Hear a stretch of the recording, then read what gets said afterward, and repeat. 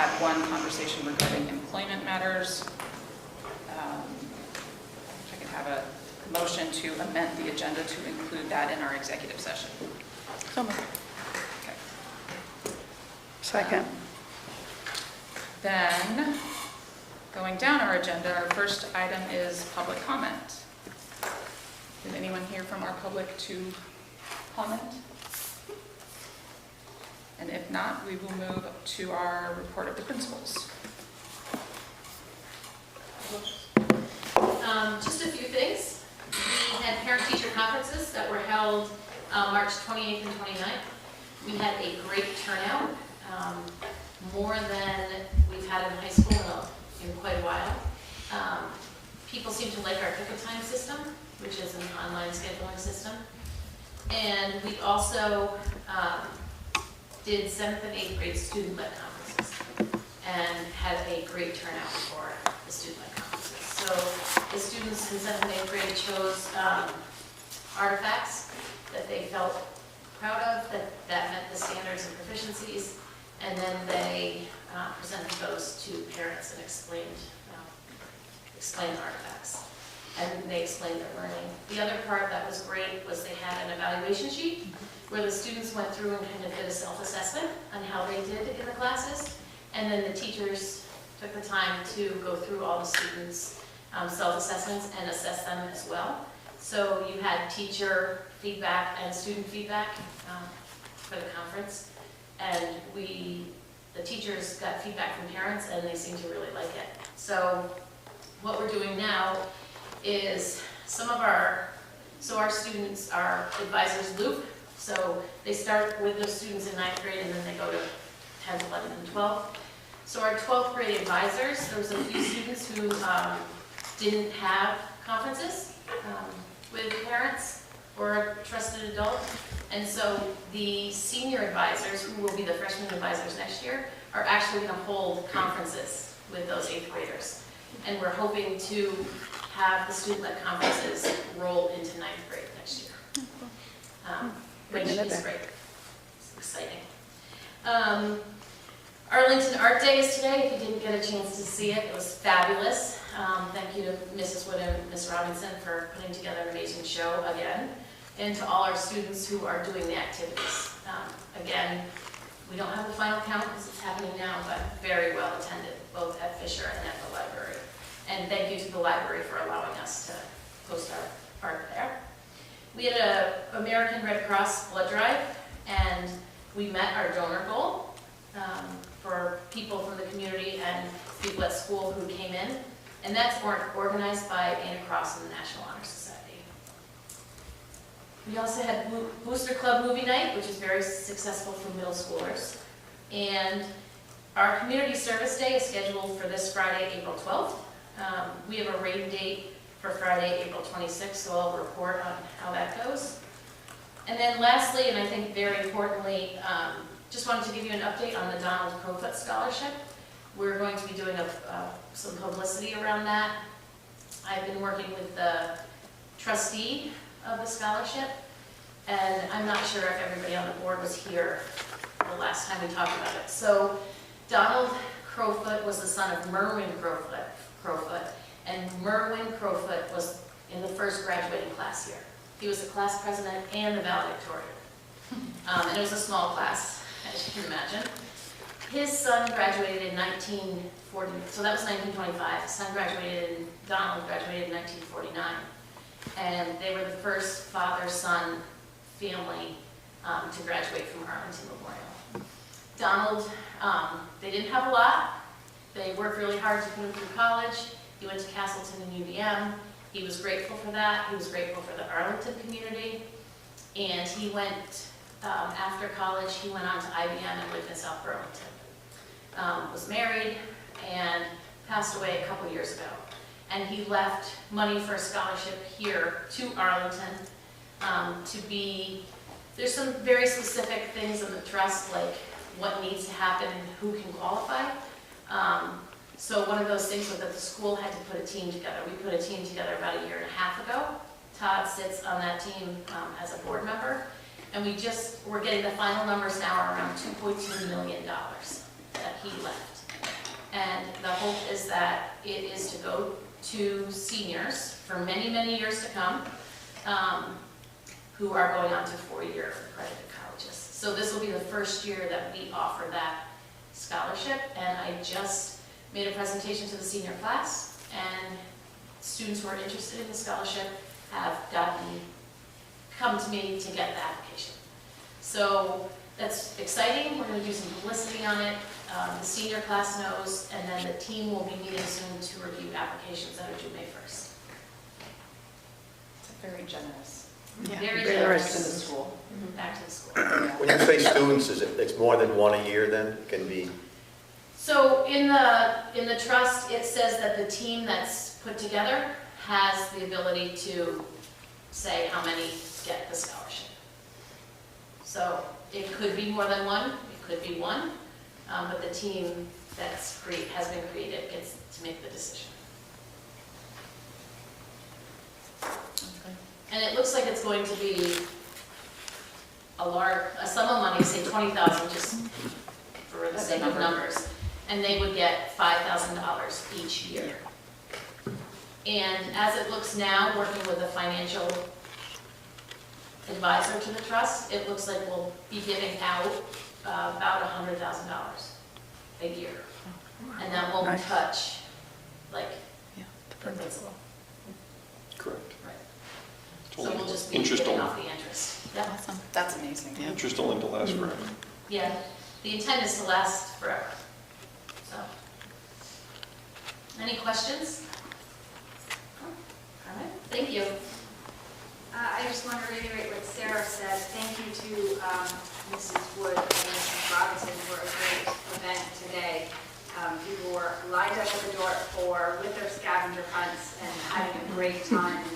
Just some really great artwork that I think will be hanging at the library for some time. So if you didn't get a chance to see it today, or if you're watching, you should absolutely take a look. You will hear tonight about our continuous improvement plans. I wanted to publicly thank my leadership team and my stakeholders who were Todd Wilkins, Jess Bacchiacchi, Diane Duffany, for being a member of our team for our 3-year plan. So thank you for your edits, comments, and work with us on that. We obviously had Art Day today. We had Spring Picture Day. It's been a busy week. We are testing this. We're doing state testing this week, but we're also planning our teachers will be doing with the Vermont State Policing training on April 24th for the afternoon, and we'll be doing some drills. We are also planning our relocation drill that's required, so we'll be doing a fire drill. And I'm working with the Arlington Fire Department on what that would look like to relocate that. We haven't done that since COVID, so we'll be working on those pieces and how that will work. And we're also doing, thanks to Mike Wood, we are organizing our bus evacuation spring drills for May 8th, which are also a requirement because we used to do them once a year. We now have to do them twice a year. So we have all of those things scheduled. Our parent conferences were very well attended as usual. We had over 95% of parents attend or make contact with the teachers over that course of that week. So 95% was nice to see, and there were some people that I haven't seen in some time. So I think we're finally getting back to some typical events and things. So it's nice to see. I have an update. So we're working on our summer recovery program, but the YMCA has also agreed to host in Arlington a full-day program for any Arlington families who wish to participate. And so that information has gone out to families, and I've been in touch with Kayla. And as we continue to work on our recovery and summer planning, I'll get those numbers to you as we sort of sift that all out. And is that in addition to their other summer program, or? Correct. So they're going to do a morning set. It used to be that it was 11 to 4, and it was recovery kids, and then you as a paying family could come and join For the afternoon. They are now going to add a morning slot so that you can do, and they split it so that you can pay for a full day, a half day, whether it's half day morning or half day afternoon. So it's very flexible. and it's running for 4 weeks, and you can pick weeks too. So it doesn't, it's pretty flexible, and it looks like it will really help out some of our families. So that was exciting. It's a great summer resource. And the park is just a great location, and we have agreed, because we won't have any construction this summer, we've agreed to be the inclement weather site if there are storms that occur. So we do that for them. Any questions? Thank you. All right. Next on our agenda is field trip discussion. I don't know, Sarah, are you leading that discussion? Sure, I can lead that discussion. So, and it's just for acknowledging, I think, discussion. So a couple of years ago, we had planned a trip to China, and the board had approved the trip. And we had to cancel the trip Because of COVID. because of COVID. We tried again, and we didn't have enough students because our partner school, who we team with, you need 10, 15 students. We didn't have enough in our upper level program at that time. It looks like we will have enough in our upper level programs that we would like to go in 2026. So not next spring, but the spring after. I guess just if anybody had any questions, if there were any thoughts, I wanted to just bring it to the board's attention before we really start getting into the advertisement and fundraising and kind of the nitty-gritty of what goes into an international trip. What grades would be eligible? We typically do 11th and 12th, and are considering 10th, 11th, 12th. I mean, the fact that it was planned up to the point of being ready to go, you guys went through that whole process before, so the process is in place and you'll go through that again. SVSU also has a very detailed field trip policy and regulations that help with what has to happen in international trips, chaperones, all of that. So that is helpful too, that process, which we didn't necessarily have the last time we did it. So we'll follow that, those regulations and policies as well.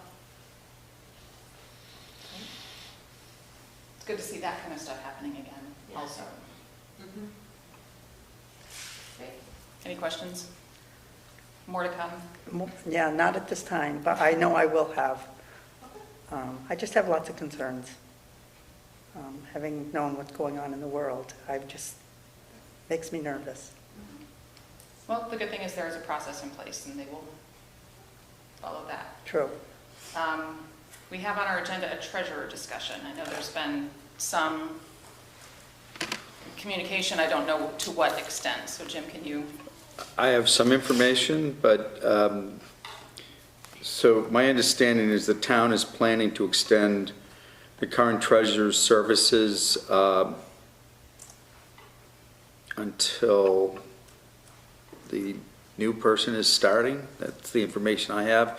And the recommendation from us is that the school district should consider doing the same at tonight's meeting, retaining Tiffany's services, which will ensure that operations are maintained with invoices and payroll continuing to be processed in a timely manner.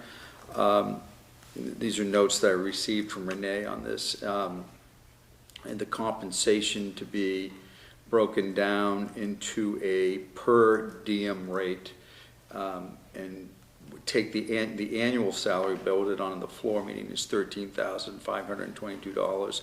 So the recommendation is to divide that by 260 number of work days that they're in the fiscal year.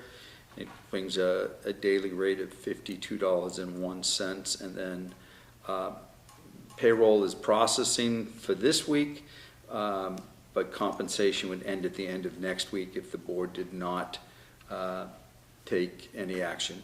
This would be, if you took action, then the conclusion of the 45-day elected position would run out. So my recommendation, I'm not aware of what the town did. Maybe, my understanding is they did vote to continue the services, so my recommendation would be the board take action to retain the services for the treasurer on a per diem basis. She okay? She offered, Tiffany certainly offered, especially to do a little bit of training with the new person. The board has selected a new person. The town administrator is in just pay negotiations right now, and that person will be named by our next meeting. So I anticipate prior to the end of April, that transition will be 100%. You think by the end of the day? And it's my understanding that she is willing to do this. Yeah. But she offered her services to the board. The board has taken her up on some of it. Okay. So in that light, would entertain a motion to extend the arrangement based on per diem rate of $52.01 per day until such point as we have a newly hired treasurer. So moved. I'll second. That was a poorly worded motion, but No. Who made the second, I'm sorry? Me. Okay. is there any further discussion on it? All those in favor? Aye. Aye. Back to my agenda.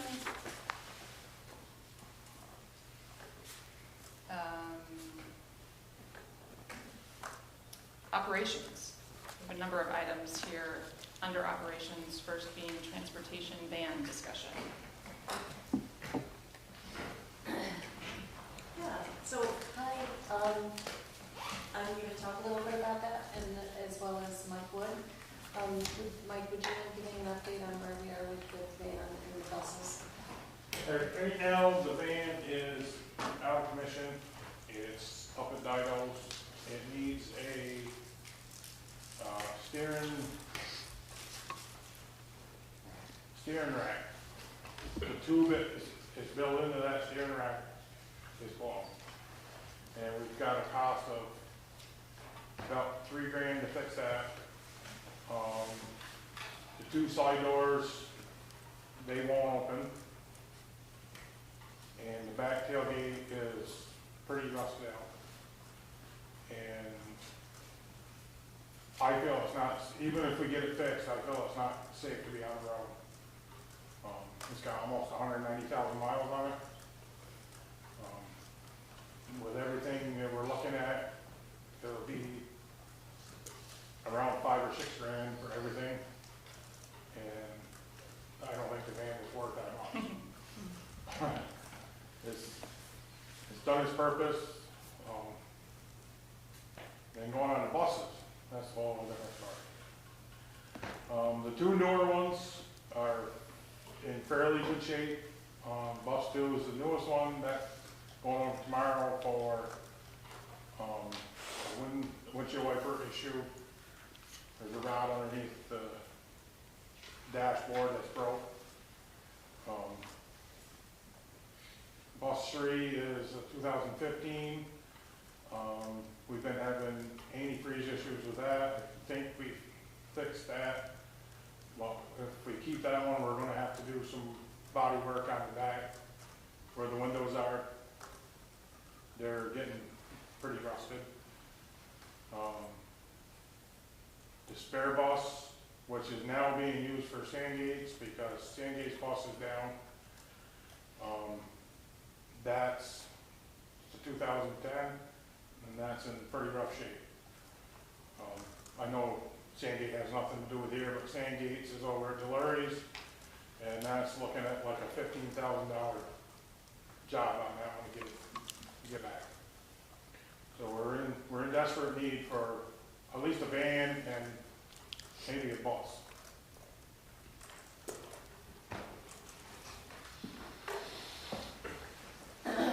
So I'm happy, as you may remember, last January, when we went through the operation of sending everything out to get bids and options on leasing versus buying, and that was brought to the board. I brought a copy of it. Clearly, it's And- old. I have listed that you have $125,889 in your bus sinking fund balance. That was the balance of December 31st. So $125,899. And I did, the facilities committee met on Monday, and I showed an old version of the bus quote. And I got an updated version based on the same specifications today. And it's 126,000 and change, so it's right in the ballpark Right. of where we need to be. That is a new So bus. it's not enough to buy a van and a bus. Right, and the lead time is 6 to 8 months for a new bus. 16. Which means 10 to 12 probably. What's the quality and availability of used transportation? It varies, and looking around, it's hard to suss out apples to apples to make sure that, you know, the price on this used bus, you know, we're getting the same thing for the amount of money, so I'm looking to the board to give direction on how you'd like us to proceed. What is the van used for on a daily basis? If we had the van now is only 6 passenger. So it's been used for, sports like golf. The smaller teams have been taking it because the coach can drive it without having to have a CDL or a Class C license. If we could go bigger, like a 15 passenger van, they would need a Class C license. But talking with Aspen, that's something that we can do here as a class for like the coaches that want to do it. I think years ago we looked into a 15 passenger van, and the cost of the 15 passenger van, I mean, the savings just wasn't there as opposed to just buying a new bus. You know, like the useful life of both didn't make sense for us to go with a 15 passenger van that many years ago. If we had a bigger, either a van or a mini bus, it would get used every day to go to CDC. Right now, we're running a big bus for 2 kids in the morning and 8 kids in the afternoon. And for smaller sports runs, like track and field, somebody could take that and go, instead of using one of the big buses and taking a big bus out of the afternoon runs. When you said I thought you said a 6-passenger van is what we have now. That's what we got now, 7 with the driver. So if you're taking 8 kids down there and that's illegal, or what's the story with that? I was using a bus. Taking bus. He's using They're it. We're using They're using the the bus. big The bus. To take Yeah. 8 kids. But if we had a 6-passenger van, we couldn't take 8 down there, correct? So that, Yeah, so just a couple of things to add on. SESU did submit a grant application for an electrified fleet of buses. We'd still have to retain some of the gas vehicles to get to the outskirts where electric vehicles are questionable. We have reached out to Southwest Tech, and they have their own vehicles, so we have started preliminary conversations about, you know, can they come pick up our students and go back, and who would pay for that, and how would that work, because they have the vehicles. I know the answer. Huh? I know the answer. We used to do that. And it became cheaper for us to have our own bus drivers do it, because it was pretty expensive. Yeah. Yeah, so we did it for several years, and then as we did a cost analysis on it, it was significantly cheaper to have our own bus drivers do it. Yeah, and I think, I don't know exactly what changed in their structure, but what the initial conversations have been is that it would be no additional cost for us. I haven't confirmed, like we haven't gone over actual numbers, I was waiting for this meeting. And the other piece in June I wanted to remind that we gave some information when we settled the due for contract on different options there. So I'm happy to add more information and just let me know what you guys need, what direction you'd like to go. Do you have a recommendation on transportation? I mean, I don't know. I mean, Todd has a lot of experience working in transportation, but we're not bus experts. So do you have a recommendation based on funding and resources and need? Yeah, so my hesitation in saying anything is waiting to see if we get that grant. What's the time frame for the grant? I should hear by the end of the month. Okay.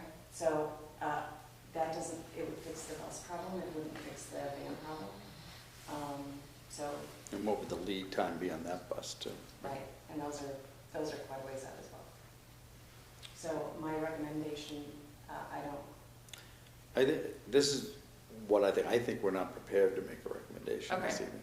So I think what we should do is look at what is a 7-passenger van cost, what is a 15-passenger van cost, and whether, but will you get enough drivers for the 15-passenger van? Because people may not want that endorsement on their license. You may have coaches that don't wish to transport students, and get that endorsement on their license. But I think Mike and you and I could get together and then come back, and then also explore the used bus option. I mean, my understanding is because a lot of the larger bus companies lease their buses for like a 3-year term, that there is an abundance of buses in the 3 to 5 year category. What's the cost, the price point for something like that? Maybe we could get some quotes for that, and like how many miles we're talking about on a used bus, and what's the maintenance on it, and is it really a good deal? The only advantage I see to a used bus besides cost is a quicker availability than, like Mike, I don't know how quickly, what you think the life expectancy of your current bus is, but can it wait 6 to 8 months? But you don't have to answer that today. That's what no. So This is my opinion on this. At the end of the day, we still need a bus. Yeah. You need buses. You need Yes. buses that can drive to northern Vermont, because that's where our sports teams travel. Yeah. So buses aren't going to get any cheaper. We currently have the money set aside for a new bus within a couple of thousand. $1,000. Yeah. And that's without even looking at the specs. Maybe the specs can be changed to save that, but I'm pretty sure we can afford $1,000 outside of it. Well, I think the price may change if you go out to bid for a bus too, right? Those are quotes from a bus company, a bus vendor, as opposed to going out for a formal bid process. So I agree with Todd. I don't see the advantage of a 6-person or a 15. I mean, going down there, you got 7 people, you can't take it anyways. No. And the 15 is probably just like cars. It's the same price for that as there is for a full-size one. And that's under current. And next year, we could have 14 students that go to Southwest Tech, and we no longer use that van, and it sits here. It's my opinion that we should be going out to bid for a new bus. I agree. Well, it's my opinion that we need both. I don't want to see, I think it's a waste to use a big bus to take 2 kids down to the CDC. I don't know if there's any way how you can get around that other than, I hate to say personal cars, I don't know how that works, probably yes and no, but it just seems like a big waste of gas and everything. I don't want to put kids on vehicles that are not safe, and that should be the priority. The kids come first. What do we need for the kids? Get them to school, and I think a van, I think we need both, and somehow we need to figure it out. So why don't we do this? Why don't the board vote to authorize us to go out for bid for a bus? And next month we come back with some of these other options explored, and also give us an opportunity to meet with Renee and look at the budget and see, is there enough room in your budget to buy a van, not using the sinking fund, and get some real prices on, some quotes on what those are, but at least get moving on the bus piece. Yeah, and I more than anything tonight, I wanted to bring this to your awareness and let you know what situation. Because I've been working on prices for Sandgate, because that's another one right there, that bus is 2010, it's 14 years old, Yeah. and it's got well over 100,000 miles on it. and I've been getting prices on used. Because they have, in their sinking fund, they have about enough to pay for half of a new bus. Right, that's why I've been looking at the used, Yeah, you know, even going smaller than what we have. Because there's only 20, at the max, I got 22. they got about $82,000 in their sinking fund. I've been looking at a smaller 30 passenger, 47, another 47 for that. So I think the quickest solution is board authorize, make a motion to vote, and Holly can start working with Renee to put out for bid for a full-size school bus and see what we get in for bids. And we may also luck out on time too, when it's more than just one vendor we're talking to. Okay. So do we need a motion because it's action? Yes. And can it be one, so we're authorizing the administration to go out for bid on a bus and to come back with recommendations for transportation plan? Yeah, I don't think we need a motion on the second part. Okay. Just We need an motion by the bus, authorization to and go for a we bid. know what our homework is for next month. Okay, I just want it to be clear that that's not the only solution that there isn't. We No. need to look at this in context. First step. Okay. All right, So moved. so, And then when the bids come back, then we're back for you to vote on it anyway. So, Great. okay, so we have a motion to authorize the administration team to go out to bid on a bus. Second. Great. Any further discussion? All in favor? Aye. Aye. As I've been reading Robert's Rules of Orders for small groups, the fact that we have our discussion before we have a motion is actually okay, but it's not usually the way it's supposed to go. So next we have a network upgrade. We have from Suzer IT, Adam Suzer is here this evening. I have a small slide deck with some pictures, so I'll throw that up.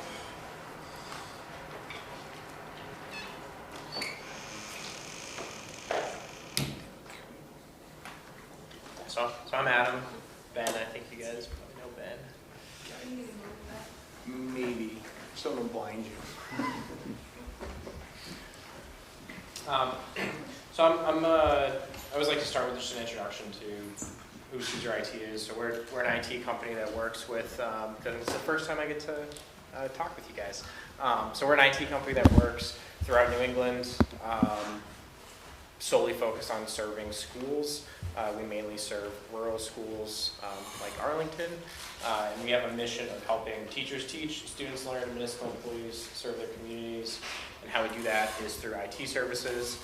So Director of IT, which is the leadership and guidance side of IT, making sure that the district's purchasing, appropriate equipment, there's proper planning getting put in place, those types of things. Help desk, which is customer service. Network and security is the back end. That's what makes sure that the Wi-Fi still works when teachers show up every day. And then data and state reporting services. So the item I was bringing to you guys tonight is just around the IT infrastructure for Arlington. So this is both at the high school and at Fisher. There's been a few things that have been kind of popping up recently. This was slated to get replaced anyway, but I'm glad that we were already planning to do that because some issues have been occurring throughout the school year. In particular with the piece that's called the firewall. Think of that as the front door to the network. There were some issues with that, so we decided to, it's currently, we're borrowing another firewall from another building in the district to make sure that there's no disruption in services, in network services. Another issue that's been popping up, which we'll probably try to more aggressively address over April vacation, is the switching infrastructure. So that's the traffic cop inside the building that says send traffic here, send traffic here. Pretty important because if it's not functioning, it disrupts everything in the network, which has been happening in the past few weeks. So we plan to again, bring equipment from another building and loan it, kind of limping along here. And we have some concerns with the manufacturer of the equipment that's here. It's a company formerly known as Brocade. They kind of didn't do well and ended up selling to another company, Ruckus, which is also known as CommScope, who is also not doing well. So we really want to make sure that we're, aggressively getting into a platform that's going to be here for the long run. Something like a manufacturer like Cisco, HP, those are kind of the more common names out there. The Wi-Fi is a company called Ubiquiti, and as I think you're seeing here, we kind of have a hodgepodge of different manufacturers and different brands, which are kind of operating the network. The Wi-Fi is kind of more on the small business side, really not adequate for managing, the security requirements that we need for a school, and then also supporting teaching and learning in a digital environment. There's a lack of the advanced security features with the infrastructure that's currently in place. That's both required to meet industry standards along with insurance requirements. So the school has cyber insurance, which is to protect it from a cyber attack, to help cover with the cleanup that's associated with that. And for us to comply with that, we need to, they require certain standards are met.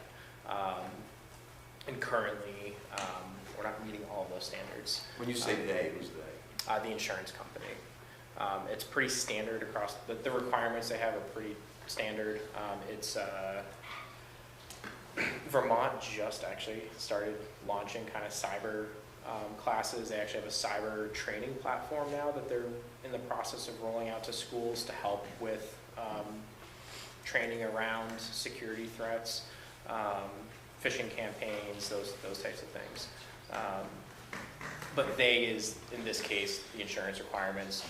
Industry standards are going to be set by, so when I refer to industry standards, it's Department of Homeland Security issues. They have federal standards around how IT should be set up for local municipalities, and that's what we reference.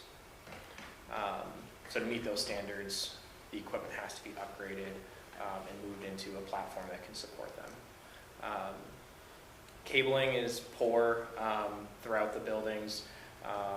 It's things that would have worked 5, 10, 15 years ago, but as we become reliant on this infrastructure to support exactly what we're doing tonight, teaching with a classroom full of laptops, we really want to make sure that the cabling is done in a way that it can't accidentally be unplugged, and how a lot of the classrooms are wired currently is, that's a picture of a bad one. They're not all like that, but the white UFO looking thing is what's called a wireless access point. That's what's providing the Wi-Fi for the entire classroom. It's a cable that's kind of goes up, down, and then it's going to go to a wall jack. When you leave tonight, that UFO is wired the same way. Just one less distraction in the classroom if that doesn't go down, because someone thought it was funny to unplug it. So we like to have those run with what we call like home runs, so they go directly from the device back to a network closet, and then those network closets would be under lock and key, so not anybody can go in and unplug them or modify them. That's a picture of probably one of the worst network closets here, but that's just an example of what the closets look like. This is an example of where we'd like them to be.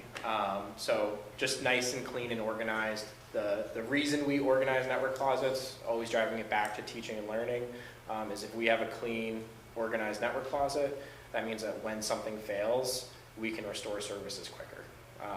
So we always try to link things back to why we do it, and it always has to go back to teaching and learning.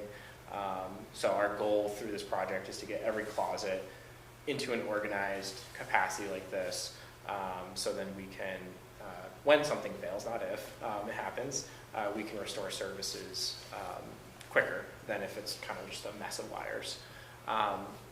So we did a federal, we followed the federal E-rate process, which has this whole, there's tons of regulations around the bidding, but by following that process, we were able to secure E-rate grant funding or grant reimbursements, which is a set amount they issue this amount to schools every 5 years. You guys are at the end of that E-rate budget, so we're actually just able to spend. Otherwise, if this wasn't done, we would have left about $70,000 on the table.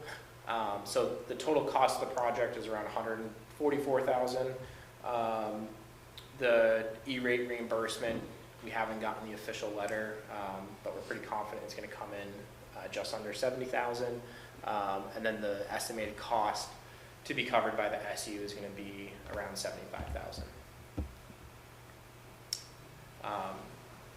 And we have determined where that funding is going to come from the tech budget. So I think what we're looking for tonight is just to A, let you know we're working on this, and B, answer any questions, and then I think C, get approval to move forward. Renee has confirmed to me that the funding is in the SU budget for this too. Were these anticipated and planned projects? Or is this in response to things failing and doing? It was anticipated and planned. So when we started with SVSU, Arlington wasn't fully brought in yet, and that was actually the first thing we did for SVSU was do that. And then once Arlington started getting wrapped in, it was like, okay, we got to get you guys caught up on a network standard perspective as well. So it was planned. This stuff started popping up this year, but we started this process back in December, and these issues started popping up in probably, when did they start? January, yeah. It's kind of I've been raising them in the past maybe 12, 18 months, just saying that our infrastructure is getting a little old, and replacement would be on the horizon soon. It's just maybe a little bit earlier than we were hoping, or I was hoping, but we got the funding, and now is kind of the time that we need to do it. So to that end, I mean, a lot of this stuff, I mean, some things you can't anticipate, but a lot of it you can. The life cycle, the lifespan of technology you can somewhat. Do we have a longer term plan and a financial plan that supports it? Yep, so Okay. the lifespan of the equipment's 5 years. No, I mean, as for our district as a whole, yes. Have you done a full audit? Do we know what the needs are over the next 3 to 5 years, and do we have financing plan to support that? So there's a very large need, but yes, there is a plan in place across SVSU as a whole, and that includes Arlington, Fisher. There's an overall plan of how we're going to tackle it. The priority is typically staying the same, but there is, I guess to answer your question, the size of the problem is pretty big because it's been kind of ignored for a while, and we haven't been staying in like a 5-year replacement cycle for network equipment, 10-year replacement cycle for paging and PA systems, so we haven't been staying within those refresh cycles, and they've been getting pushed to kind of the further extent. Ben has done a good job here, and for the most part, the bulk of the expenses like interactive panels, those types of things are within the useful life. So you guys, this building and Fisher doesn't have as big of a balloon, but there's definitely some components, and it depends, it's building by building. You guys, a big one's gonna be security system, which is next, and then PA is another one that's aging. But there is a plan to start tackling this stuff, and I'd say within 3 to 5 years, you'll be back into a refresh cycle, so there's no surprises coming up. This wasn't a surprise, this was planned. As Ben said, he's been saying, hey, and it's very clear it needs to be addressed. And there's a few other things, security, which we're going to talk about next, and just kind of prep that conversation. Yeah. Um, One of the main reasons we went with a vendor for IT as just, I don't know how much Arlington remembers of this. We had our director of education technology retire, and rather than replace that position, we outsourced with Suzer IT for the administration of the tech department, mainly to bring in the expertise to do exactly what you're asking for, and what I'm asking for is multi-year Yep. replacement plans that then can be budgeted. Yep. It's the same as why I advocated for Holly's position, the same type of multi-year planning for facilities, and not, what the current squeaky wheel or broken wheel gets replaced in not regards to where it is in the cycle. So that is part of the master plan. Okay. When you were just talking about the system here, you said the big advantage is when it breaks down, you can fix it quicker with the way it's set up. But certainly it won't break down as much with the new system either, right? Now, this stuff, things still happen, right? Like Yeah. pipes burst and that type of stuff happens, but it is under warranty and still supported by the manufacturer. So if the warranty is expired, we can still buy the parts versus being in a position where you're using equipment that's end of life, which means the manufacturer doesn't make parts for it anymore. Yeah, so it puts the district in a better, the ball is in your court per se. Districts that we've worked with that are well within their maintenance windows, when COVID happened and there were supply chain issues, we recommended that they waited a year or 2 years, because they have that wiggle room. So our goal is to get you guys into a position where the ball is in your court. So if, on year 5, when it's time to replace this network, funding or supply chain, whatever's not in the favor of Arlington, we can delay a year. It's not a Yeah. big deal. I mean, there's enough that's known, we shouldn't be scrambling. Yes. One comment that you made that caught my attention, and I don't know if it concerns me, but I want to ask, you said if this hadn't come up now, that this 5-year window would have closed and we would have missed $70,000 for reimbursement opportunity.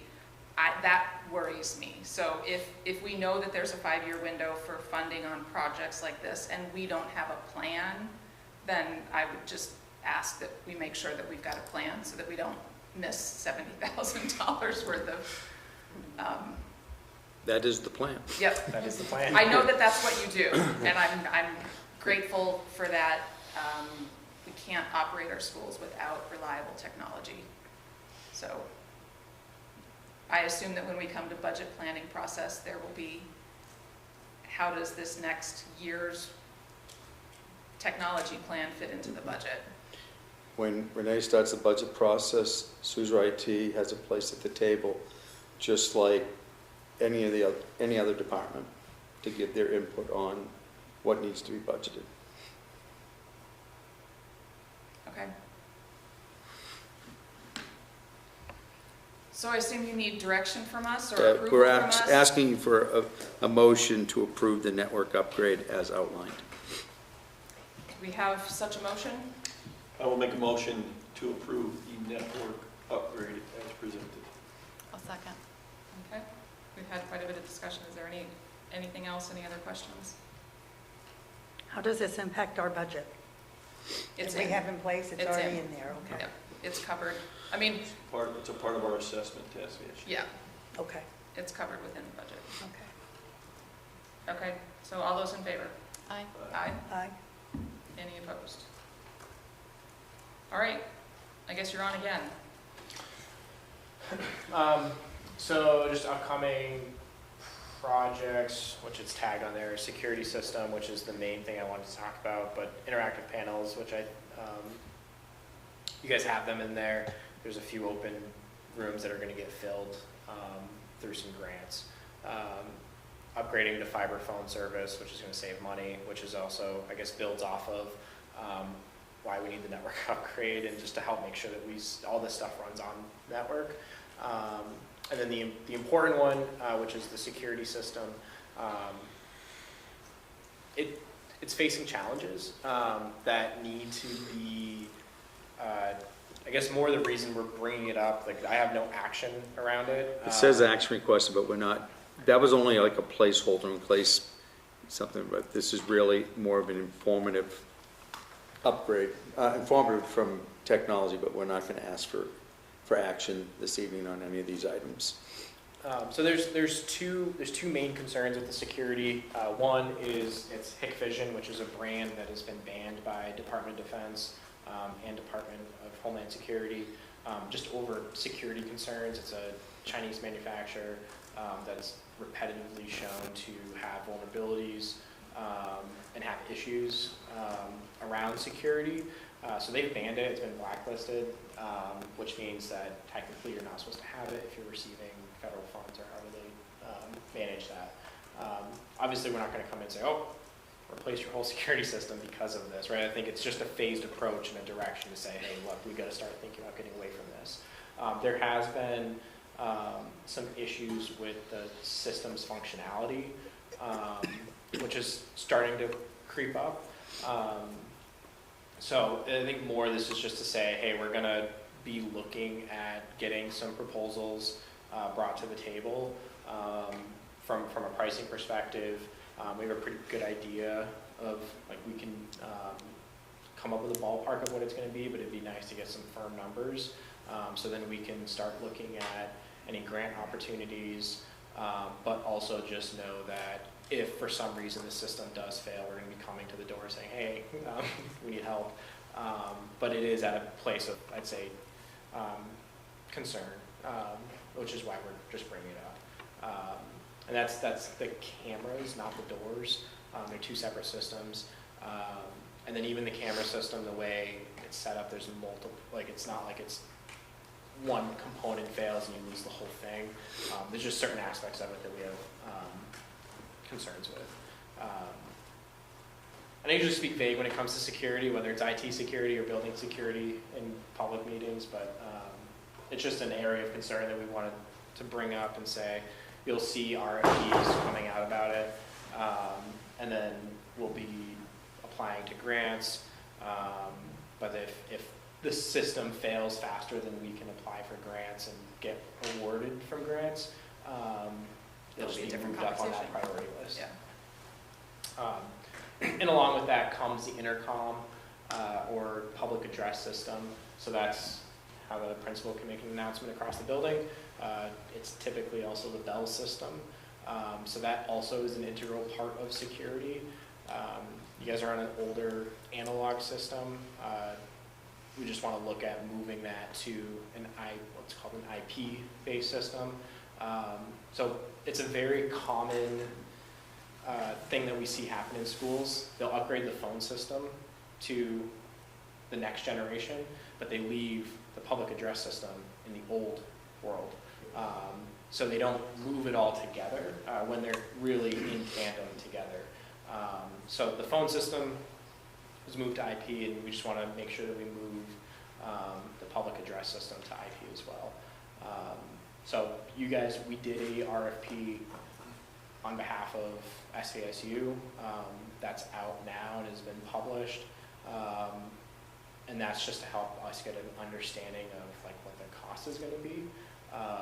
So Arlington was included on that, but there'll be another item within the next 12 months that'll be being brought to you guys. Same thing though, that's not in dire need, but it's something that's just like a major expense that we do want to make sure, because it could be in dire need in 3 years from now. So it's something that we're just trying to get ahead of and try to leverage grants to help with that expense.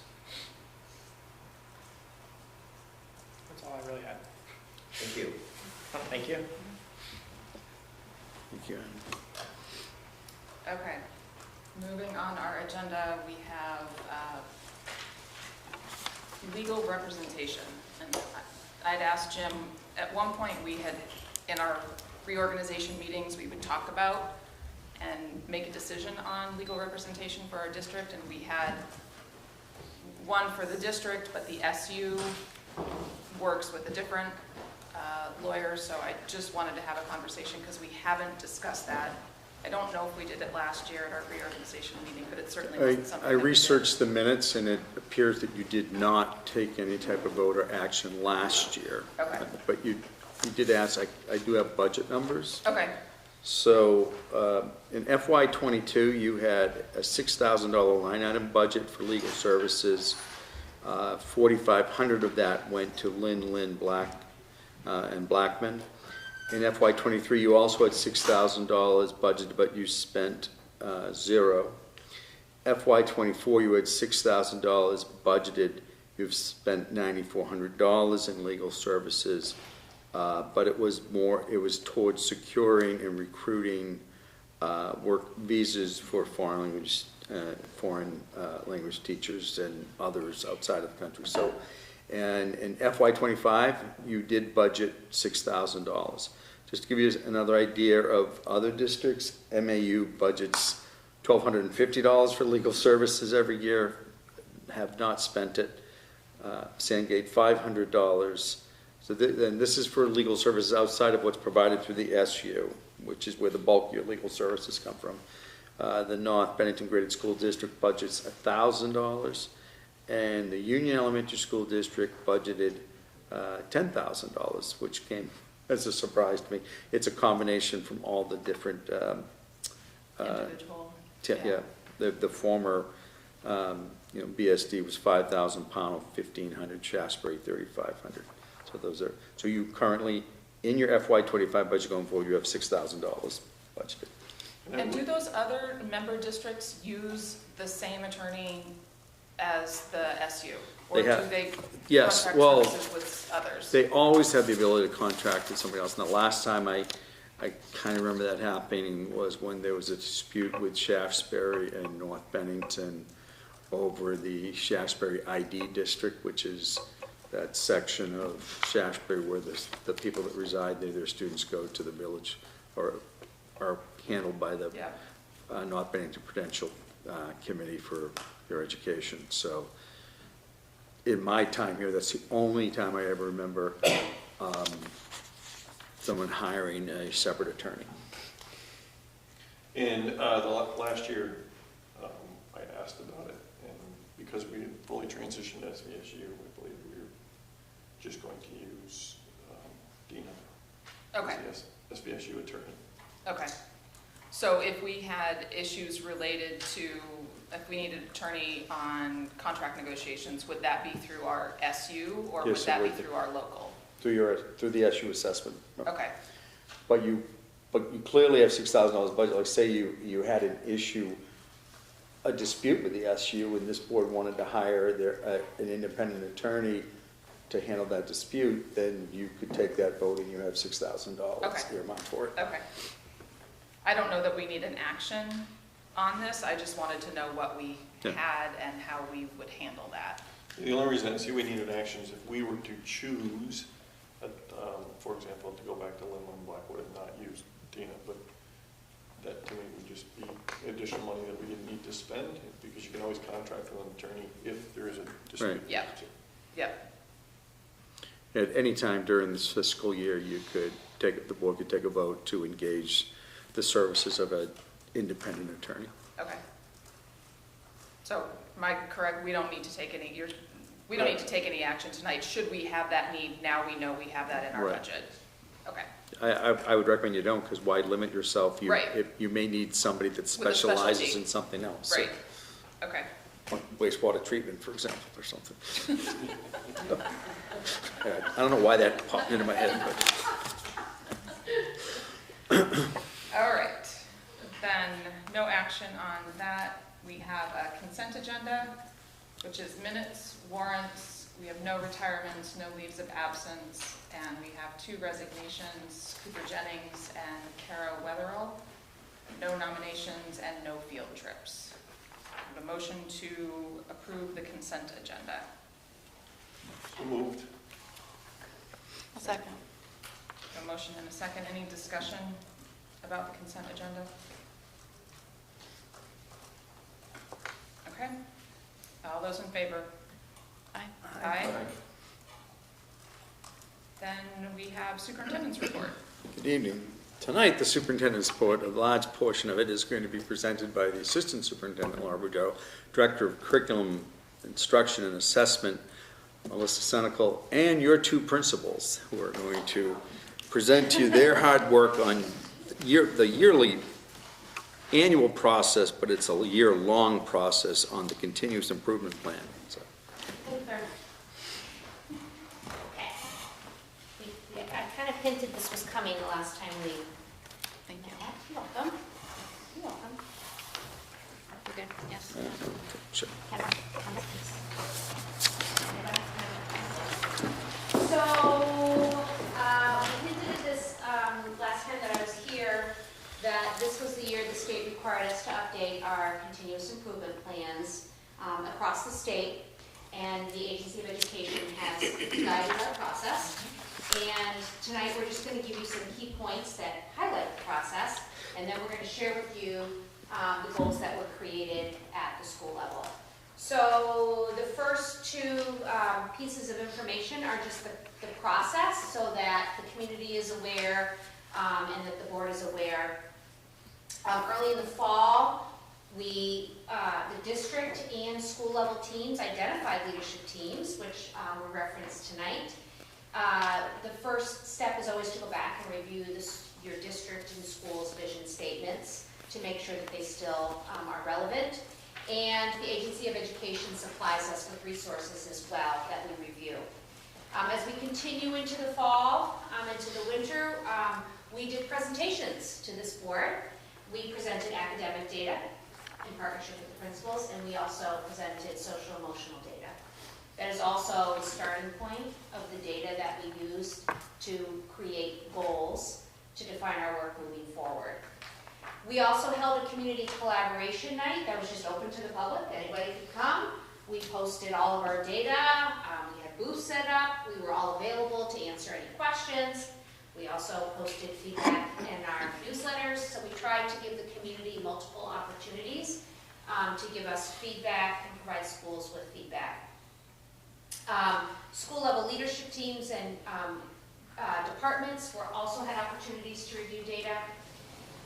Then moving right into the winter, right when there was very little snow this year actually on the ground, we then used that data review to draft district level goals that will be presented to the SBSU board at the end of the month, and then also school level goals. And you heard reference already that, and I know we talked about it at the last meeting as well, I want to commend both Dan and Sarah for the work that they did in the role to bring people together in their communities, to be really reflective, look at data, develop goals, get feedback, because I do think that what's been created is going to drive some great conversation and decision making, especially during budget season, as you think about the needs of the students that are served here.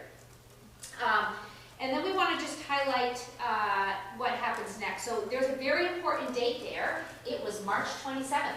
On March 27th, Melissa Senecal and I sat with the Agency of Education with all of the district and school level plans, and we presented them to the representatives that reviewed our district plans, and they provided feedback for us. They were very impressed with our district, very impressed with our schools, and the work that was done to create the plans. There was very little feedback needed to make change. We were excited to share that with all of our principals. So small little revisions might have been needed, and then what we are required to do this month is what we're doing right here, is that we have to publicly share our goals, and then we will be allowed after tonight to upload them into a state system, a technology system, that the state will then use to monitor how we're making decisions.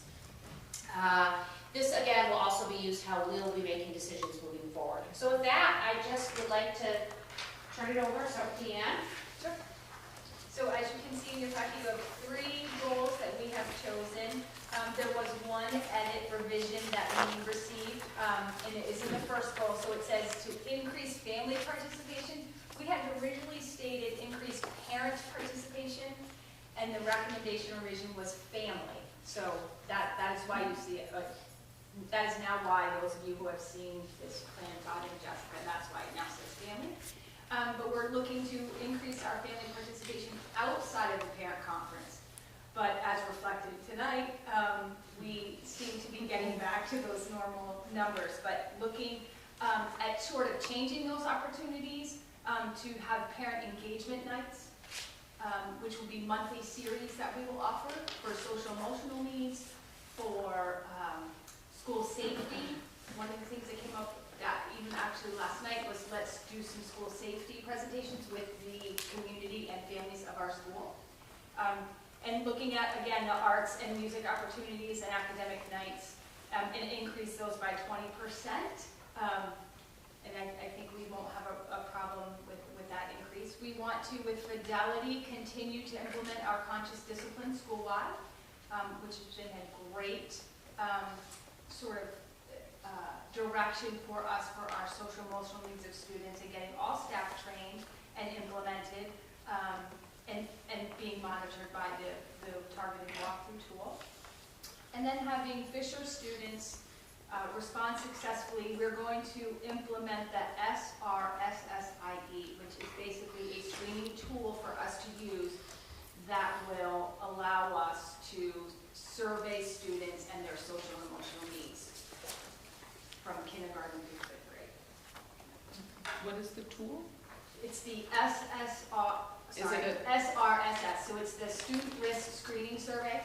So it's a survey that the students respond to? No, Or that the teachers, Adults. Yes. Okay. Yeah, with student impact and information. It's not like, because there's one at the high school that, or at least for high school age kids, where they respond for risk behaviors, right? It's not that. No, not that. Okay. That's separate. Our next two goals would be ELA and math. And what we would like is to have our 70% of our students by 3rd grade be proficient in the foundational skills. So as we've completed some training as a staff, actually as a whole building by the end of this academic year, we will be using that information from our training and making sure that students have those foundational skills by 3rd grade. And if they don't, then we'll be working as a team to make sure that they do, and writing plans so that they are successful. And then in math, you know, as we all know, math is the one percentage that tends to be a little lower statewide, but we would like 60% of our students by 3rd grade to be academically proficient in the standards outlined in our new curriculum. So the next 3 years, this year is our first year with the Bridges curriculum. So as the teachers become more familiar and have all of the resources available, we will be able to measure their success in the program. And we would like to see 60% of them be proficient in the standards. And Yeah. Can I ask, you have, under the ELA and the math, what you read was the top, what is the bottom? So the bottom is just a way for us to, sorry, I wasn't going to read it all because you have it, but the second one is the way for us to show that growth or achievement. It's just a different tool to show growth over time. Okay. So the top is proficiency and the bottom is growth. And I commend them for choosing the growth for the math, because that would mean that you are asking for growth from every single student based on their particular normed peers across the nation. So we're also, you're addressing the kids who are excelling, but they should also be growing as compared to their peers. So in addition, and within the norm. So it's all kids having that normed growth compared to students across the nation. So we did proficiency and growth, which is commended by the state when they look at their goals. So thank you. Thanks. Sorry, Sarah. Thank you for the That's okay. So we did, so safe and healthy schools and math and ELA were required goals from the state. So those are the ones that are outlined here. In safe and healthy schools, using that same tool, the student risk screening survey, internalizing and externalizing behaviors, we would like to see 80% of our students respond to the primary prevention. This spring is the first time that we're doing that assessment or screener. It is one data point of many that we have at the school around social emotional. We have implemented in full this year, 6th through 12th grade, a social emotional curriculum. So we're doing our spring data point as a first point, and that with Jessica Ordway this morning to talk about that. And then we'll do it 3 times next year for data points. As well, we would like 90% of our students to sustain 5 or fewer behavior referrals per year as evidenced by our Swiss behavior data.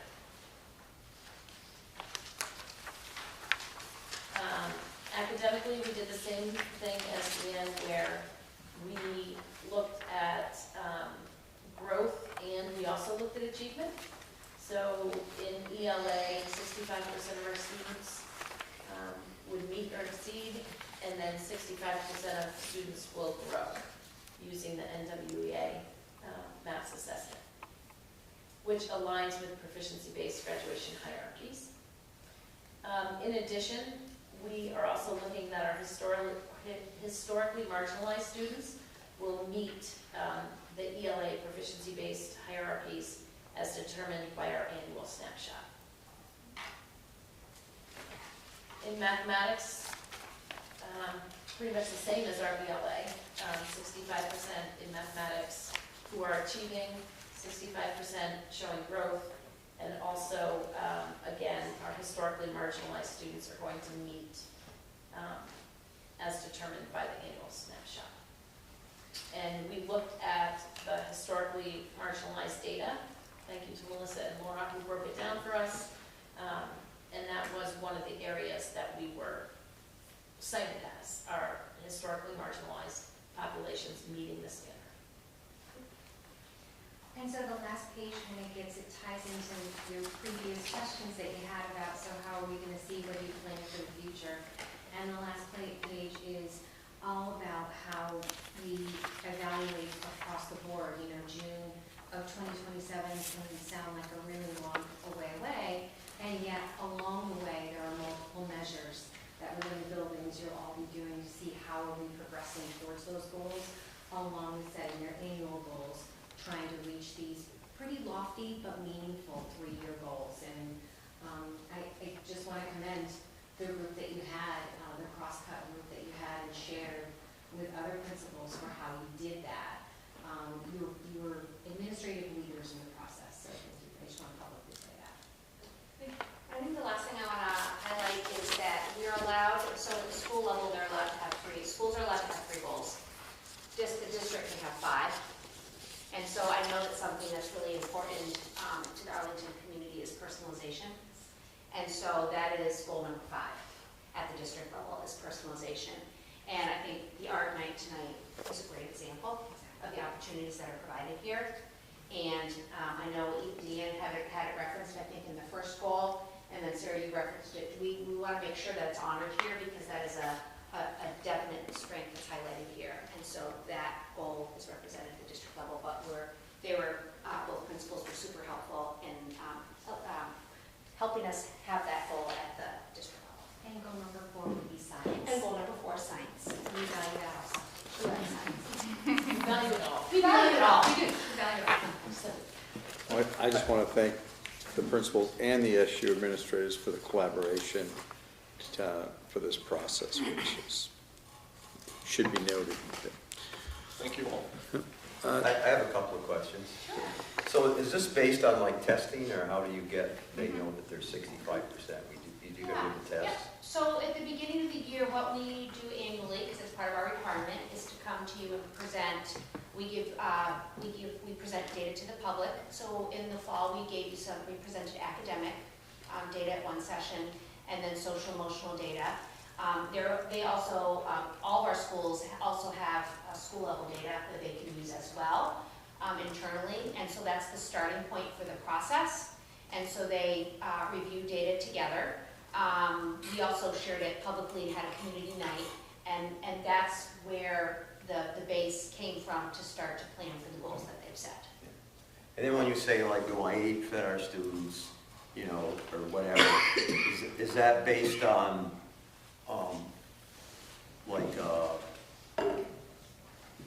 is that based on what the standards are that the state uses, that the feds use?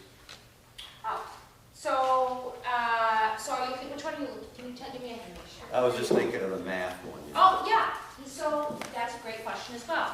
So in the state of Vermont adopts standards, and then at the district level, we're required to interpret that and have a local curriculum. Yeah. And so, again, we know what our curriculum is locally, and so, yes, we're all teaching to the same curriculum that's based on the standards that were adopted by the state. And in math, it's still the Common Core state standards. I mean, and we've all seen on TV how they've all lowered the standards for all kids, right?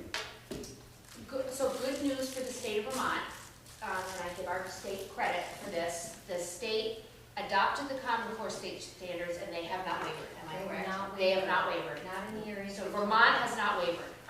Vermont is towing the line and keeping the standards nice and high. And our feedback for the percentages given by your two schools were, those are lofty goals. If you think they can achieve those, you can, and I trust that they can, because they looked at where they're going, and they've got 3 years to get there. No, they were lofty goals. I know.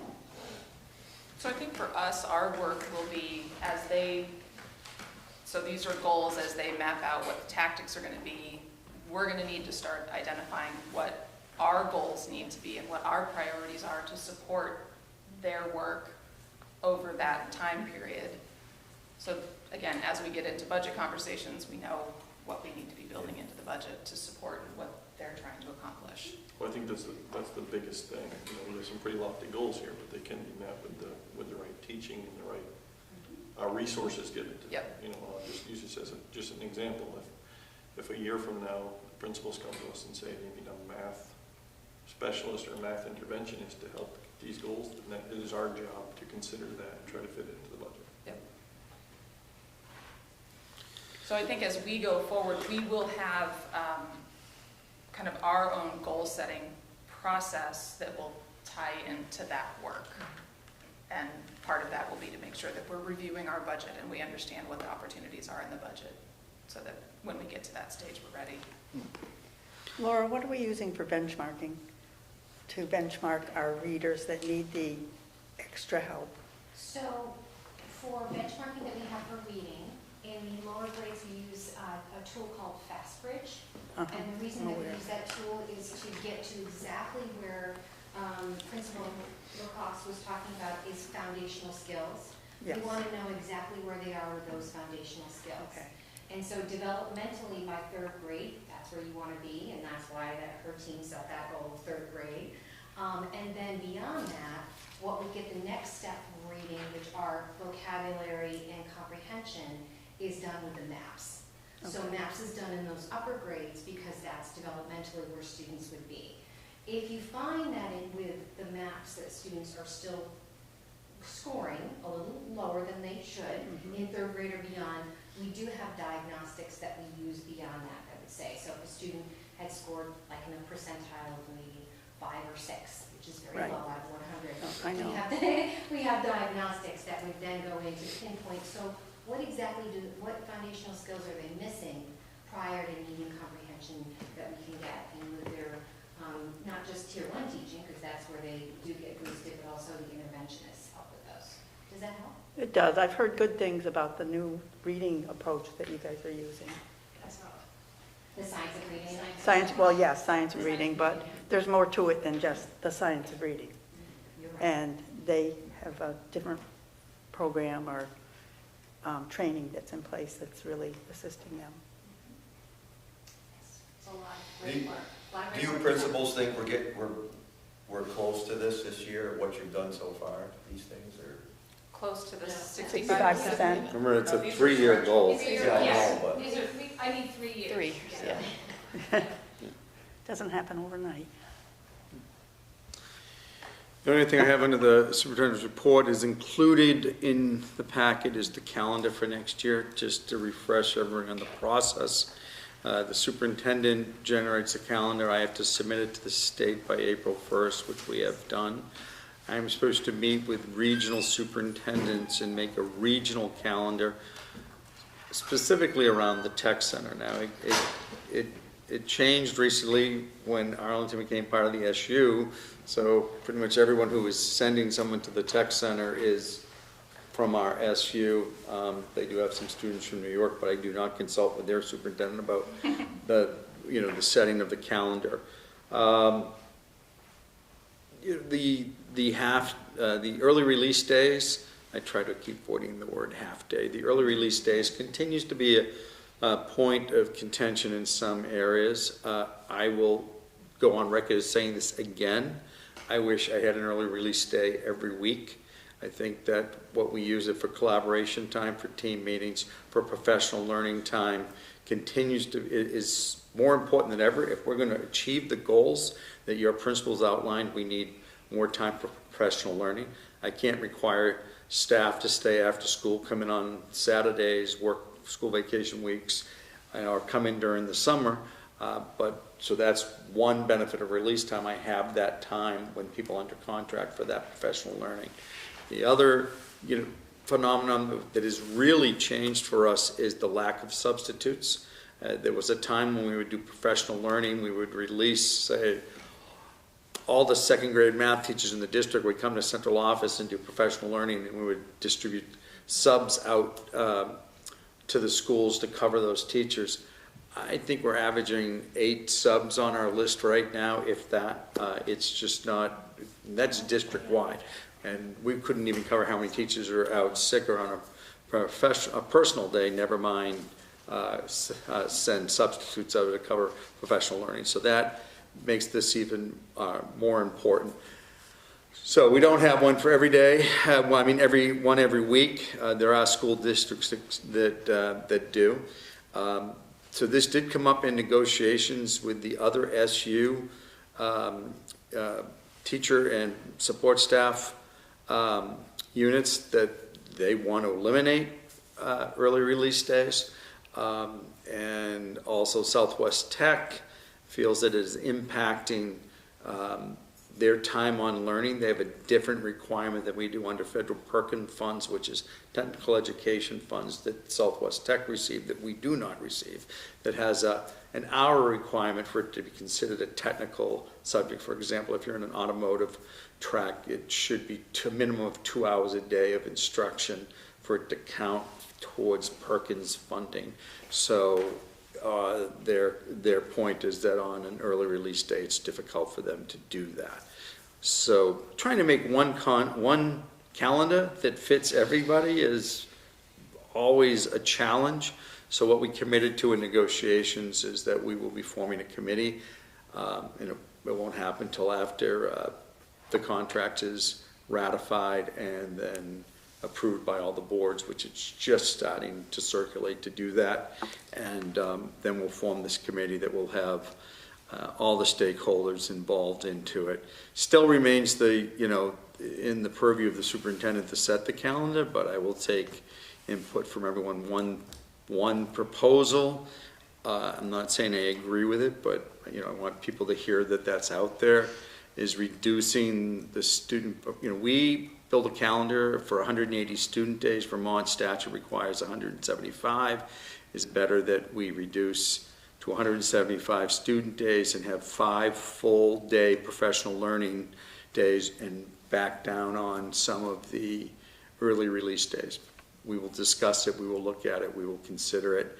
But all the research, and I got the experts here with me, back up that just front-loading professional learning like in the first few days before school starts and then not revisiting it again is not conducive to good professional learning. We need to come back together frequently, at least once a month, to re-engage and keep the conversation and training going. So that's the update on the calendar, and I know it doesn't please everyone. What, you want to change the calendar?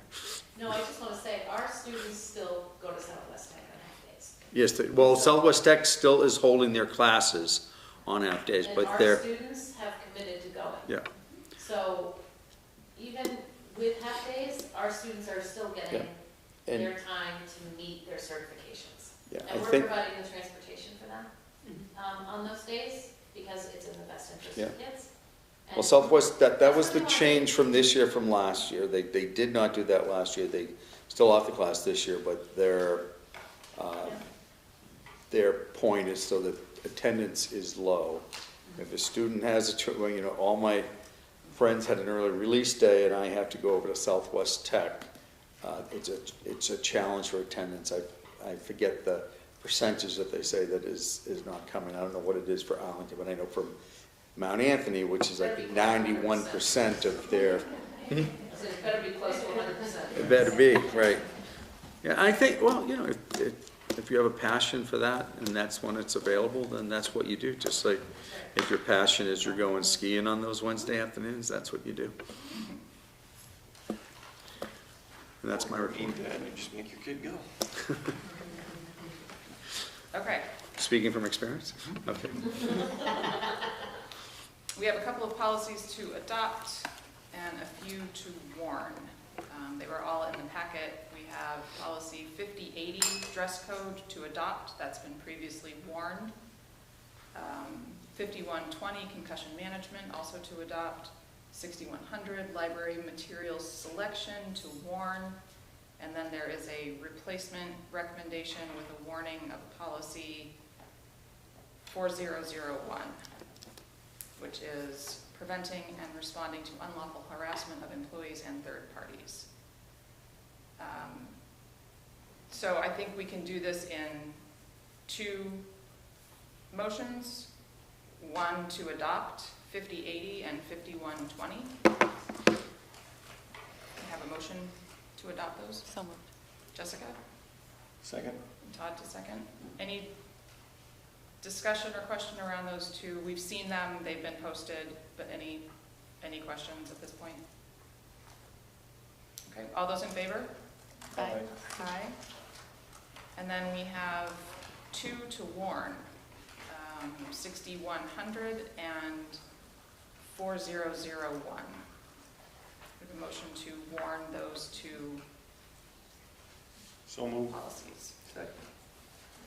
Okay, I guess if you read through those and have any questions, there is a policy committee and there's a policy review process, so if you do have any questions, I don't think that the committee membership has been set yet, but if you do have questions, we can filter it through this group and we can make sure that that gets taken back to the SU committee. All those in favor? Aye. Aye. Aye. And then the warning of that one will remove 5003. Committee reports. Todd, you were going to have a facilities? Yes, our Director of Facilities, Jamie Poston, is here. We met with Holly and Jamie, Dan and I, on Monday to go over all this, and just felt it was best that they both be here and present to the board as well. All right. So over the last year, we've been looking at a multitude of different problems and issues and things that need resolving. We took a tour one day out back. We looked at the concrete going under the walkway to the gym. Priority number one is that right there. It is ADA compliance, but we are not in right now with the way it is because it is settled and dropped way too far. We received two quotes on that, $23,050. That was Glenn Sherman and Woodard Construction combined. And we had another bid from James Hawley, completed for $19,600. So that would be priority number one. Priority number two is the exterior door replacements. We have 11 exterior doors up here, and including the red building. The doors are steel doors, steel jambs. They are all rotted out. The bottoms are rotting out. We are getting a lot of insects as well as small critters, snakes, getting into the school in the summer. So those need to be replaced. We had a quote from RK Miles of $14,497 and change. And Clyde Baker gave us a price of $6,500, including all the materials that he would need to install them, for a total of just about $21,000. So those are the two highest priorities up here. The last two things we had up here, not as high on priority, interior painting. So we reached out, we got 3 bids on interior painting. All the hallways, 3 classrooms, this entire area in here, and the lab, teacher's room, the gym from the maroon stripe down, and all the locker rooms. We had 3 quotes received, $48,000, $47,500, and the last one from Bennington Painters was $36,000. The last one is not so much, I'm just letting you know, the PTAC unit, the heating, air conditioning unit in the guidance office right over here in Joanna's office has failed. We've tried to get it back up and running. It is beyond repair. So that has been placed on order, and that is $6,073, installation included. Moving to Fisher, I have 2 high priorities down there.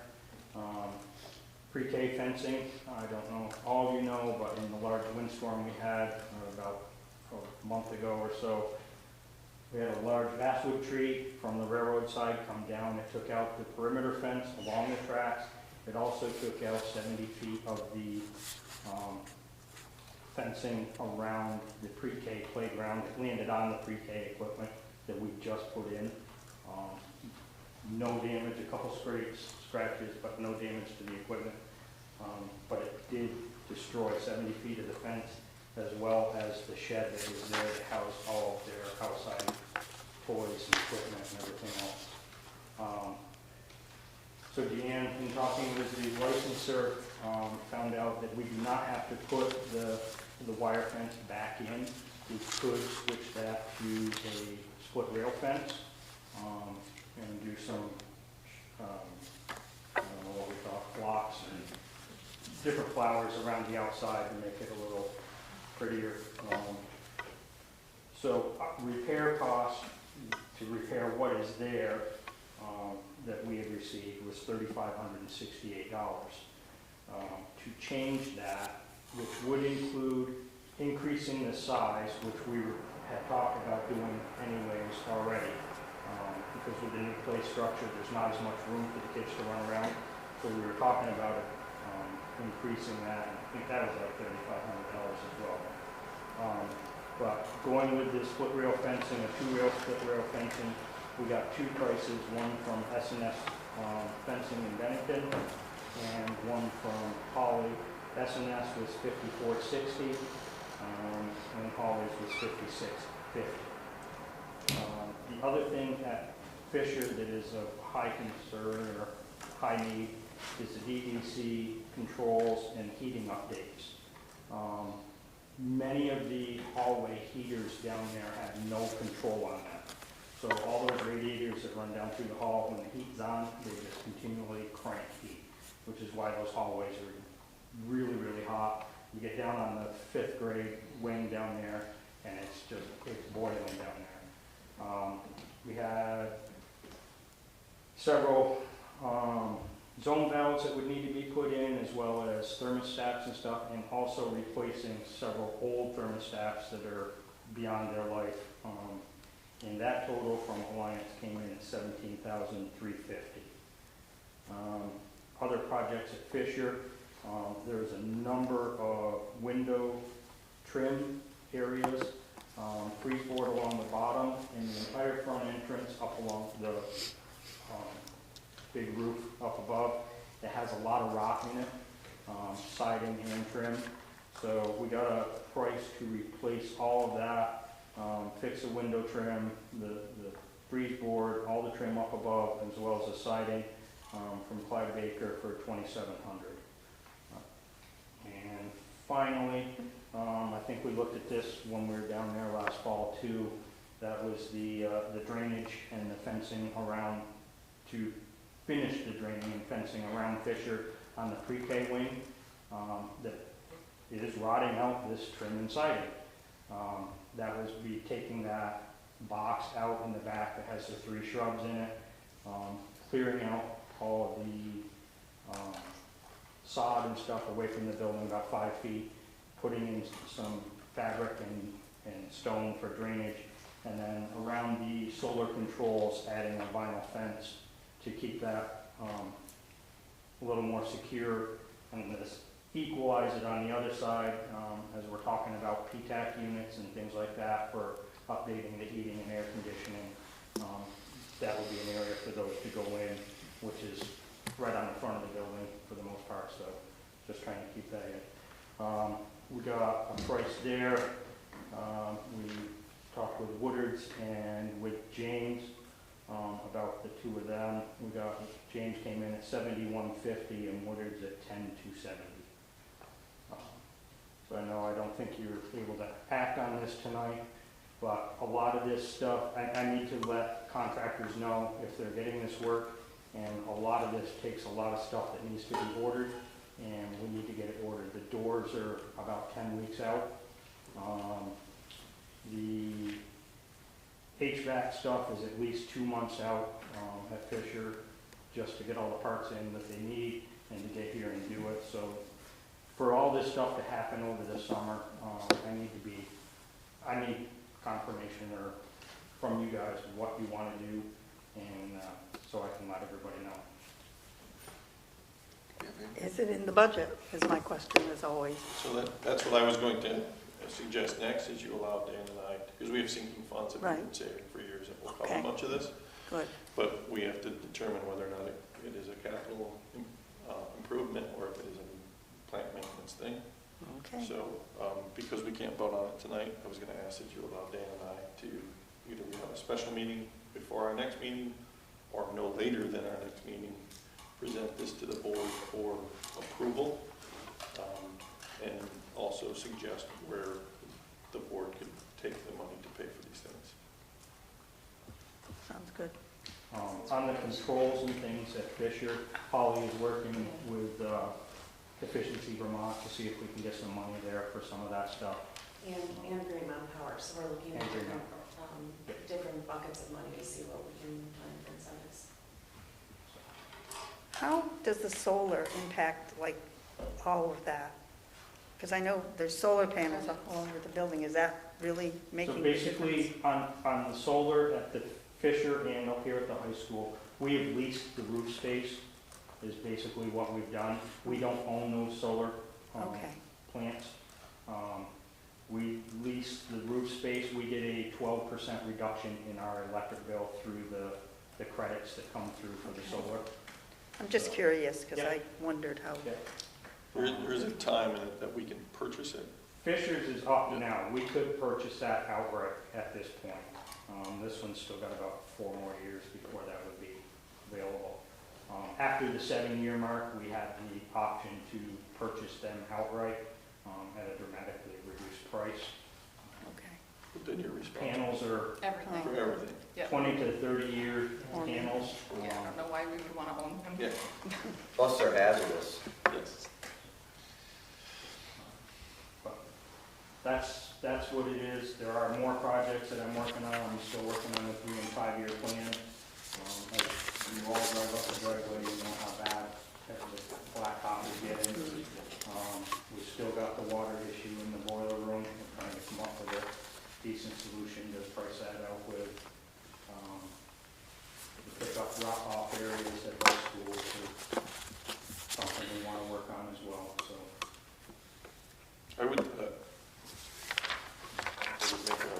recommendation that over the next year, between Holly, Jamie, and I, that we start to get these with this 3 to 5 year capital plan. Yeah.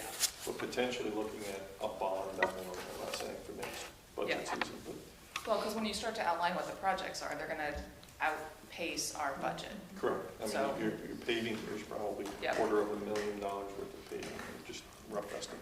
Yeah, so just so you all know, I'm working on a master planning project process for all the buildings in our district, including Arlington. We're also working with the state who's gone through and done facilities assessments. And they're working with a consultant to come up with, cost benefit analysis, all that good stuff. So that we can appropriately plan for capital expenditures. And so, Jamie coming and putting us together, we can just go to the master plan and say, okay, this year we need $200,000 or whatever the number is. So that is in progress. Okay. I'm happy, I have draft copies of those reports. They're not correct totally, and the per square foot prices are wildly off. They're not correct, but I'm happy to share with you guys what we have. What is that? That is the It's larger like- capital plan? Yeah, it's more of and it's just, the state came in, it's an assessment of the existing conditions. Okay. So not what we want to do, but what's existing, and then it'll identify highest priorities of, this is the first thing we should pick away at, to make sure that we're always in a renewal cycle. Okay, but if the data in it is not correct, maybe we could wait until the data is correct? Yeah. Okay. The data that the SBSU and that we work together is correct.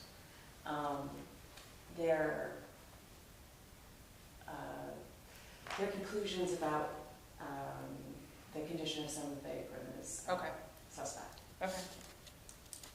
I mean, ultimately, it's our local level decision-making on what gets completed. It's nice to have that overall picture, but then we have to figure out how we're going to attack it. So, okay. So that was a very long list of projects. You guys will come back with some priority recommendations Well, what we and asked how we're Jamie going to to pay do for was it? was to prioritize them. I mean, yes, it would be nice to spend $36,000 on interior painting, but I'm just using it as an example. Is that the priority when we know that the gym walkway has to meet ADA compliance?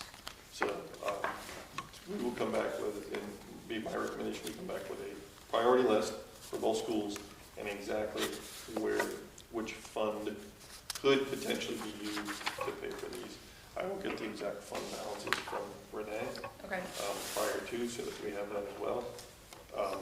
I would, not that I want to meet one more night, because I have many meetings, but I would recommend that we do a special meeting because of the Timing of making decisions. because we won't meet again until the second week in May. Yeah.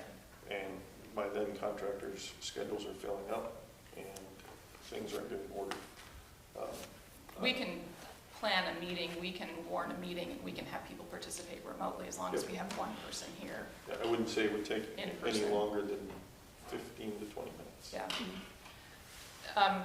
Because this is a committee working with the administration and the staff, principals are involved in this too, correct? So when you're talking about facilities planning projects for the buildings, this includes sort of conversations. Okay. A lot of this, Sarah added rooms that she wanted painted, things like that. Addressed a lot of the door issues and things, so. Okay. I would just say the input from the I building try to take a principals lot is more really, information from things that they brought up to me. okay. So when they're getting smells from water and stuff like that, I try to address that and move it forward. Okay. I wouldn't be comfortable making any decisions on project plans that don't factor in their input. Okay. But I think most of these are most of these are not really optional projects. Like Yep. They have to get done. We just have to figure out how we're going to pay for them. The good news is we've been diligent about saving money over the years, so I'm very comfortable that we have the money to do it. It's just which fund we're going to appropriately come out of. Okay. So I will, once Dan and I get this down, I will email you and we can warn a meeting. Okay. Just keep Jim in the Yep. loop. Okay. Chair's report, I wanted to let you all know, Scott McEnany is the chair of the SVSU board, and he kind of in sync with a lot of what we're talking about here, he's going to start a, I don't know, governance project, goal planning project at the SU level, that the intent is for that to then cascade down into local district goals. Part of his thinking, I think, is coming from, do we have a structure that is sustainable at the SU level? And then how does that impact, if any governance structure takes place, how does that impact the operation of the local boards? So he's starting that conversation, and I think it lines up really well with what we're talking about here with goal setting to support the continuous improvement plans and the priorities for our district. It may be that we come back and talk about a consultant to kind of, this is, I mean, that's big. That's a big undertaking. I know that the elementary unified district is currently in the midst of a project, correct, Jim? They're working with somebody to kind of look at their Yeah, we've just got the draft of operation. it back from New England School Development Council. Yeah. So the possibility is that we have somebody who's getting to know our, not Arlington specifically, but getting to know the SU, who understands kind of how we're operating, and that may be a resource to kind of start to build some of these other bigger picture plans. So that will be coming. And I had thought I was going to hand these out. I'll send them out. I went through the Essential Work of School Board document, and I think, although we're not new board members, I think it could be really beneficial for us to kind of level set how we're operating, and maybe taking it in chunks. Part of it is goal setting, part of it is financial management, part of it is ethical operations, and kind of the scope of the board role. So I think what I'll do is send you guys a PDF. This first chunk is, I believe, really foundational. Sort of what is our role and responsibility? What is the scope of our role? What isn't the scope of our role? How should we be working together? I know I got a book at the beginning of Yeah. last year. So This I think looks I like may this, right? do that. Yep. There it is. So I think if we just take it in chunks and kind of review, then we're all, whatever the phrase is that you want to use, we're all using the same, we're singing from the same hymnal or whatever it is. But I'll kind of send this out, and then we can, if you have questions or thoughts or have concerns, at the end of it, there is a code of ethics that they do ask school board members to review and sign, just as an agreement. Here's how we're going to work together. Here's how we're going to function. So I'll send that out, and then we can kind of continue to work our way through that. I think it's a great resource. I just don't know how often we're referring to it and how it's easy to fall into habits and practice, and maybe they're not best practices. And so maybe we can get ourselves to a place where we're following best practices. I had a couple of random things. On the SVSU website, under the list of schools, Arlington's not listed. Yeah. I don't know if that's intentional, but No, the issue, I'm told, because this is the second inquiry today that we've had on this, is your websites they are not ADA compliant, and if we put them onto ours, then we're out of compliance too, and until we get yours updated. So because of the inquiry we got today from a concerned citizen who sent us an email, we met with Katie West, the SVSU Public Information Coordinator, and I told her to go ahead and list the schools with it and send corrective suggestions on to Arlington on how their websites can be brought better into compliance for ADA. My understanding is some of the visual issue, like contrast of colors for reading issue, things like that. So we may get, like the school board is listed on the website. Yeah. But under the schools, it not. wasn't. Yep. And honestly, I'll confess that I didn't know that until it was brought to, and the assistant superintendent was involved in this discussion today too, when it was brought to our attention that it wasn't there. So I instructed Katie to add it and craft a message to help get the Arlington websites into compliance with ADA requirements. Okay. And even, I mean, ours are, the other issues, I gotta get away from saying ours, the other SUV school websites may still have some compliance issues too, but anyways, that's the answer I got why. So Okay. it should be up there rather soon. Okay. And then maintaining BBSU emails, is there a reason why we're doing that, or what is the plan for transitioning out of that? So Adam went home, right? So he told me it's going to take about 2 to 3 years for the complete transition, and it's going to start. And for those who are worried about like their address, you know, you got to go to send all your contacts and change it. So there's a cost associated with it. So I think his plan is to do 50 a year and then change it out. And I think it's going to start with administrators and central office people first. So in my monthly meeting with technology director, I asked that same question. So I'm told it's in process, and we'll start with administrators.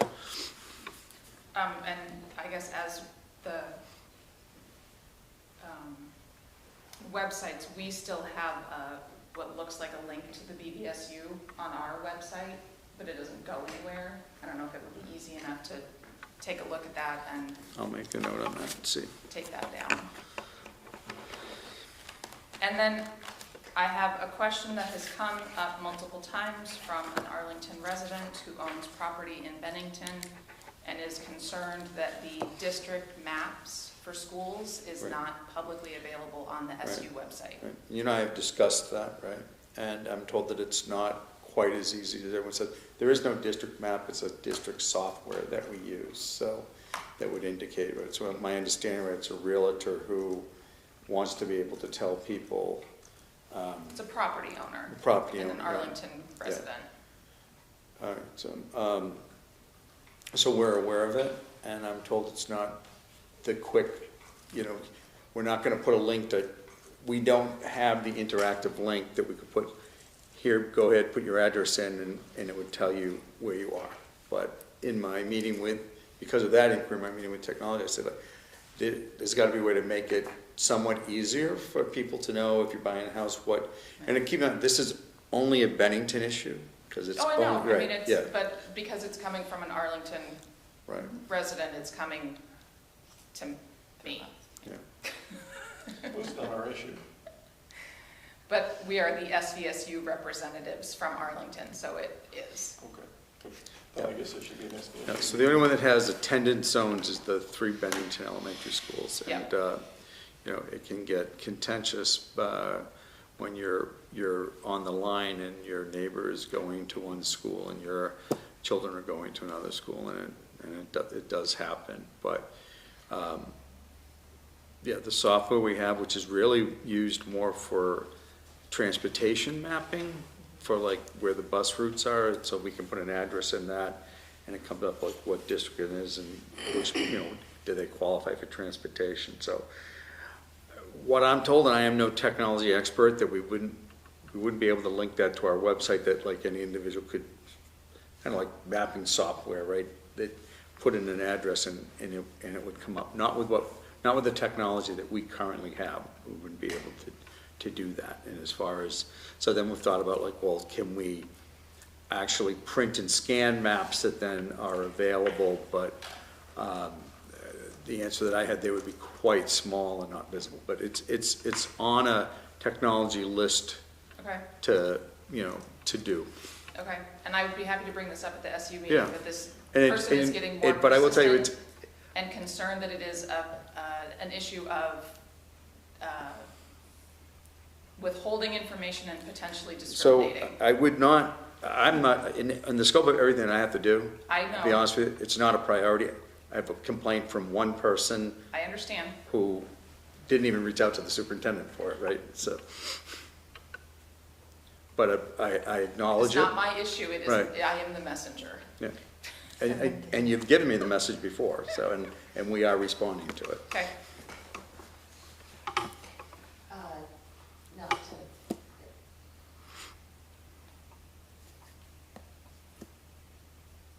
okay. We have FYIs on here, budget status report, student enrollment numbers, admin regs updated for 2 policies. And then the last item, we have executive session for contracts and matter of employment. And I would ask the superintendent and director of HR to join us. If we have a motion. So moved. Second.